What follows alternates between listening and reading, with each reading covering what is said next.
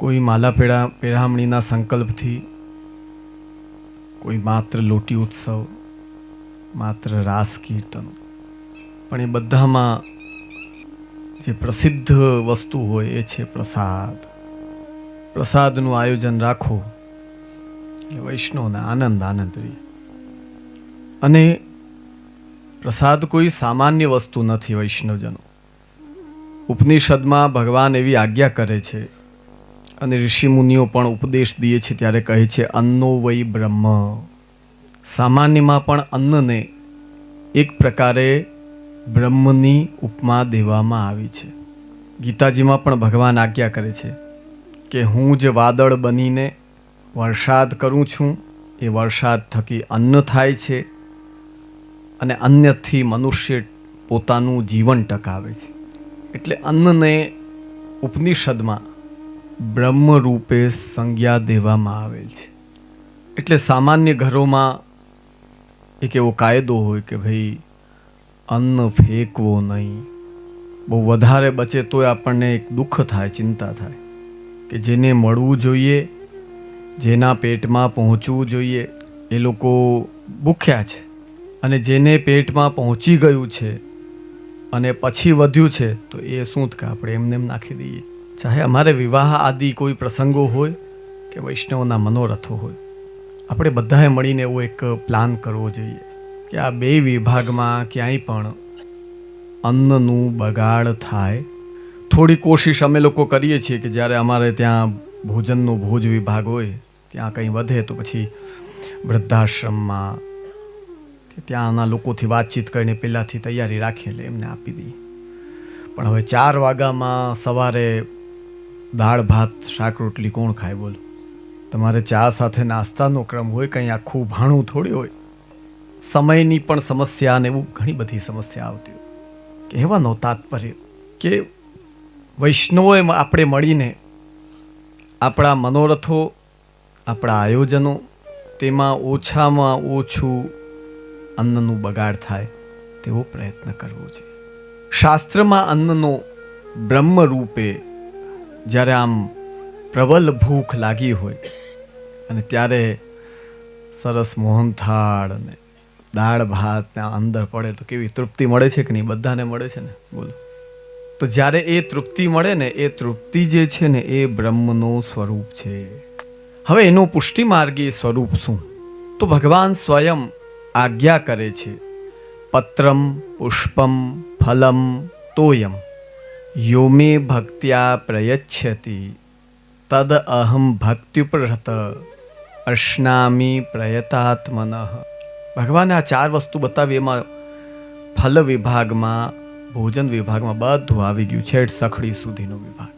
ભગવાન કહે છે પત્રમ એટલે તુલસી પત્ર, પુષ્પમ એટલે માળા, ફલમ એટલે ભોગ, તોયમ એટલે જલ, યો મે ભક્ત્યા પ્રયચ્છતિ. ભગવાન આજ્ઞા કરે છે મંત્ર બોલીને અથવા તો કોઈ વિધિ કરીને, એવી રીતે નહીં. આપણે આપણા બાળકને આવીને કે મમ્મી મને જરાક પાણી દે, તો આપણે પાણી દેવા જઈએ ત્યારે મંત્ર બોલીએ કોઈ દી પહેલાં મંત્ર બોલો પછી પાણી નહીં. જેમ એ બાળકમાં જલ લેવડાવવામાં સ્નેહ પ્રેમ, આ બિચારો તરસ્યો થયો છે એને જલ્દી આપો, આની જેમ મુખ્યતા હોય છે, તેમ ભગવાન ભગવદ્ ગીતામાં આજ્ઞા કરે છે મંત્રથી નહીં, ભક્તિથી. ભક્તિ એટલે ભક્તિના જો 2 અર્થ થાય છે. એક અર્થ પ્રેમ, એ બીજું અર્થ સેવા.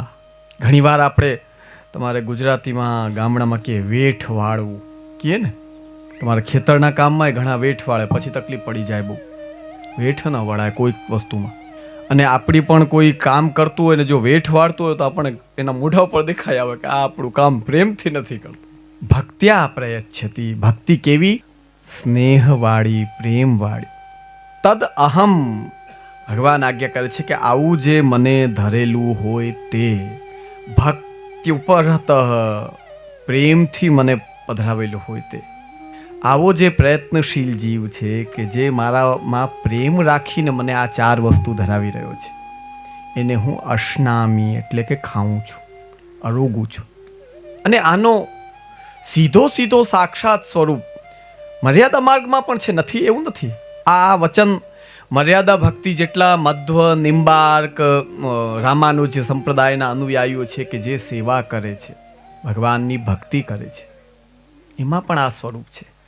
પણ તેનાથી પણ અધિક સાક્ષાત અરોગવાનો પ્રકાર, એ પ્રકાર જો સુંદર રીતે સેવામાં ગળ્યો હોય, લાગુ કર્યો હોય અને ઠાકુરજીએ પાછો સ્વીકાર કર્યો હોય, આવું માત્ર ને માત્ર પુષ્ટિ સંપ્રદાય, પુષ્ટિ માર્ગમાં છે, અન્યત્ર નહીં.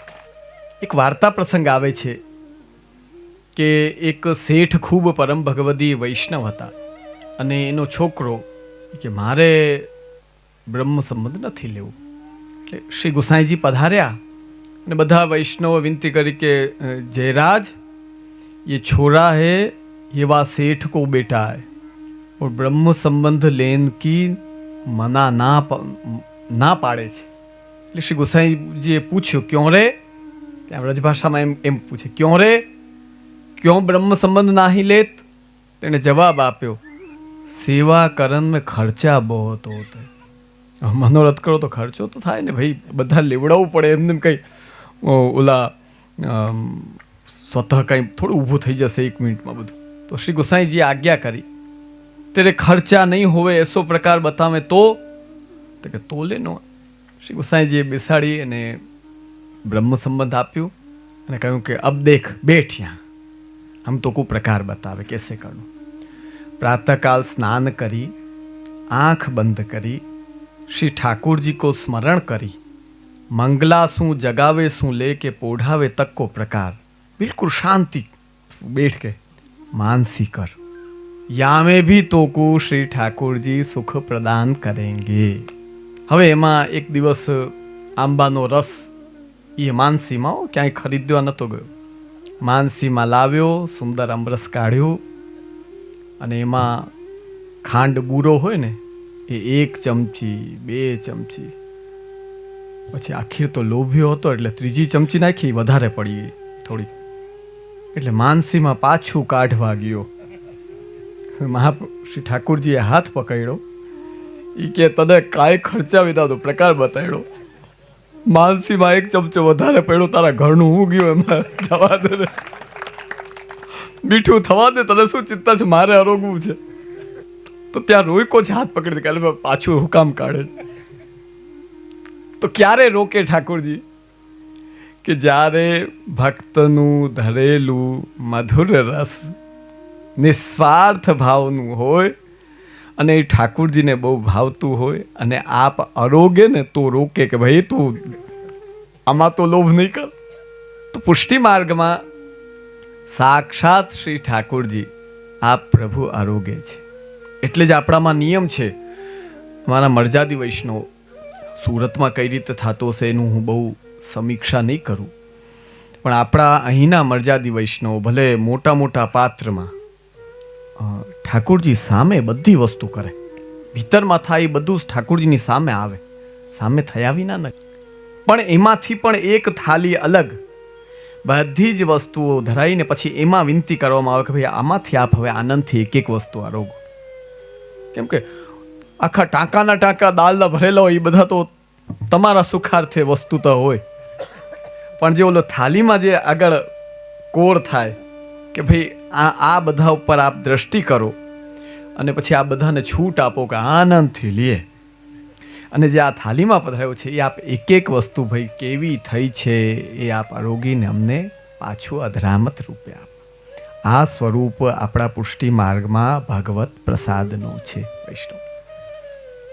હવે જ્યારે એની 2 સ્થિતિઓ હોય, જોજો સમજજો, એ જ ભગવત પ્રસાદ જ્યારે તમે પાતલમાં લઈ લ્યો પછી એ તમારું ઉચ્છિષ્ટ થઈ ગયું, પછી એ કદાચ સામાન્ય પશુઓ માટે નાખવામાં આવે તો દોષ નથી, પણ જે લેવાણું નથી અને પછી શું કે હવે તો કોઈ લેવાવાળું નથી એને ફેંકો, આ અન્નનો દોષ ઉત્પન્ન કરે છે અને ભગવત પ્રસાદને ફેંકવાનો દોષ લાગે છે. એ ન થાય એવો પ્રયત્ન આપણે બધાએ મળીને કરવું જોઈએ. કેમ કે અમારે એવડું મોટું આયોજન થાય તો ત્યાં પણ એવી સ્થિતિ ઊભી થતી હોય કે એવો ટાણો આવે, કરો શું તમે? બિચારા આ મરજાદી વૈષ્ણવ બધા બનાવે એને બીક હોય, ઘઈટું તો એટલે એ લોકોની અંદર એક વાતચીતમાં બોલે, વધે એમાં વાંધો ઘટવું ન જોઈએ. પણ એમાં પછી વધવાનો એક લિમિટ તો હોય, પછી કેટલું વધારવું. એટલે સ્વરૂપ શ્રી ઠાકુરજીના અધરામૃતનો છે. અને શ્રીમદ ભાગવતમાં બહુ એટલી સુંદર વાત કહી છે, જો સમજો વૈષ્ણવજનો. ખાલી પેટ ભરવું નથી આ પ્રસાદ. જ્યારે ભગવાન સ્વધામ પધારી રહ્યા હતા અને ઉદ્ધવજી એટલે ભગવાનના પ્રિયમાં પ્રિય, ભાગવત કહે છે ને, કૃષ્ણસ્ય દયિત સખા. ઉદ્ધવજી કોણ હતા? દયિત સખા એટલે અતિ પ્રિય મિત્ર, અંગત, એ ઉદ્ધવજી હતા. ભગવાન કહે મારે નથી રહું, મને નથી ગમતું હોય અહીંયા, એ બધું કલિકાલ વધવા લાગ્યો છે ને બધું.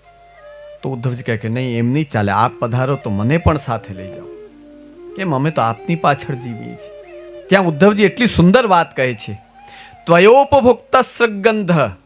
હે પ્રભુ, હું કેમ આપને એમ કહું છું કે મને પણ સાથે લઈ જાઓ? કારણ કે આપ જે કાંઈ ઉપયોગ કરો એના પછી બચે ને એના ઉપર તો અમારું ચાલે છે. આપ જ પધારી જાઓ તો પછી અમારે રહેવાનો મતલબ શું છે અહીંયા?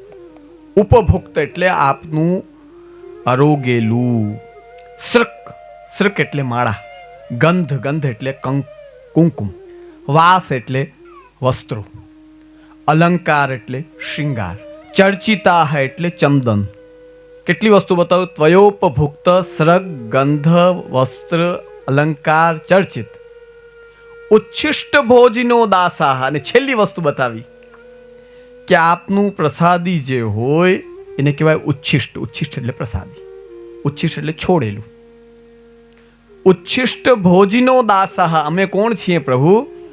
આપ જે અરોગેલીઓને પછી બચે ને એને લેવાવાળા છીએ. તવ માયામ જય મહી. અને મહારાજ, તમારા મહાપ્રસાદનો પ્રતાપ એવો છે કે અમે બીજું કંઈ ન કરીએ ને, જો જિંદગીભર આપનું પ્રસાદ લેતા રહીએ ને તોય આ માયાને તરી લઈએ. બોલો, ઉચ્છિષ્ટ ભોજનો દાસાહ તવ માયામ જયે મહી. તમારી માયા ઉપર અમે જય જયકાર પાઈએ. કેનાથી? પ્રસાદથી.